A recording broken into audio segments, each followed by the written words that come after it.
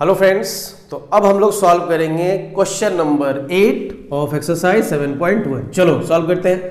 So question is saying find the value of y। मुझे y का value निकालना है। Okay, for which the distance between the points p 2-3 and q 10y is 10 units. देखो basically यहाँ पे दो points दिए हुए हैं, ठीक है, लिख लेते हैं। एक मेरे पास पॉइंट है p जिसका कोऑर्डिनेट है 2-3, अच्छी बात है। और दूसरा कोऑर्डिनेट हमारे पास क्या है, Q, दूसरा पॉइंट उसका कोऑर्डिनेट है 10, y, ठीक है।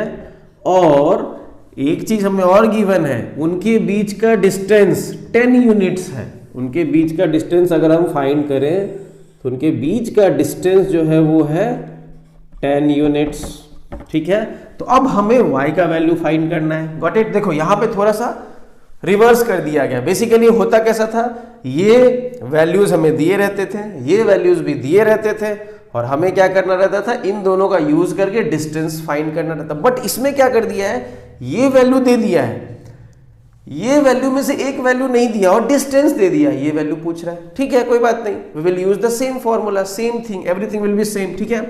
चलो इसको मान लेंगे x1 y1 और इसको मान लेंगे x2 y2। Got it. चलो सो अब हम निकालेंगे, नाउ विल फाइंड, लिखेंगे using distance formula, using distance formula, ठीक है।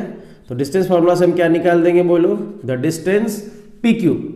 सो using distance formula PQ will be equal to under root x2 minus x1 का whole square plus y2 minus y1 का whole square. Got it.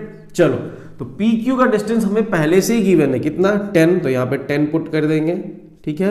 और under root x2 कितना है, देखो 10 minus x1 कितना है 2, सो 10 माइनस 2 का square, very good, plus y2 minus y1, y2 कितना है, देखो y2 y है जो हमें फाइंड करना है, तो y2 की जगह क्या लिख देंगे, y लिख देंगे, y1 minus 3, so minus of minus 3 का whole square. That's it, clear.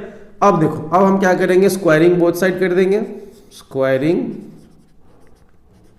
Both sides.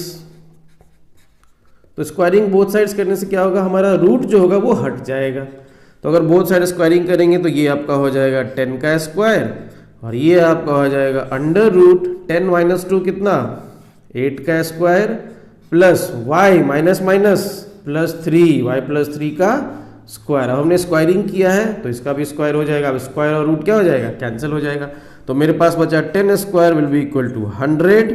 Got it.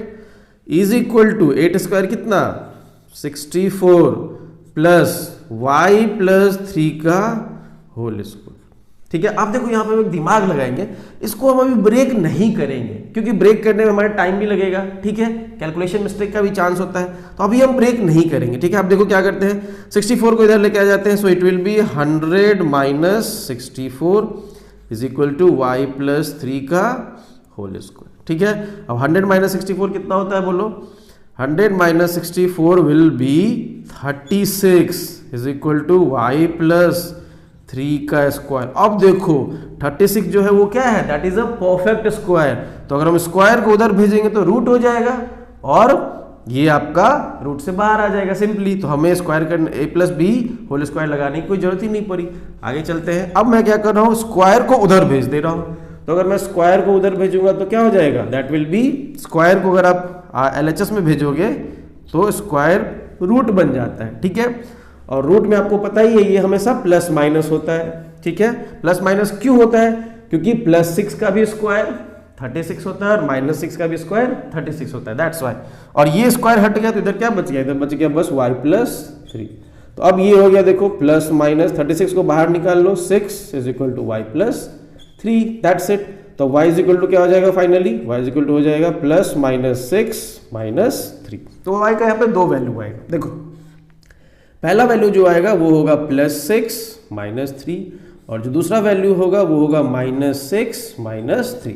तो इसको अगर आप सॉल्व करोगे तो y इज इक्वल टू आ जाएगा 3, इसको सॉल्व करोगे y इज इक्वल टू आ जाएगा माइनस 9। तो इस y के दो वैल्यू हो सकते हैं, एक 3 और एक माइनस 9। तो this is our answer. Got it.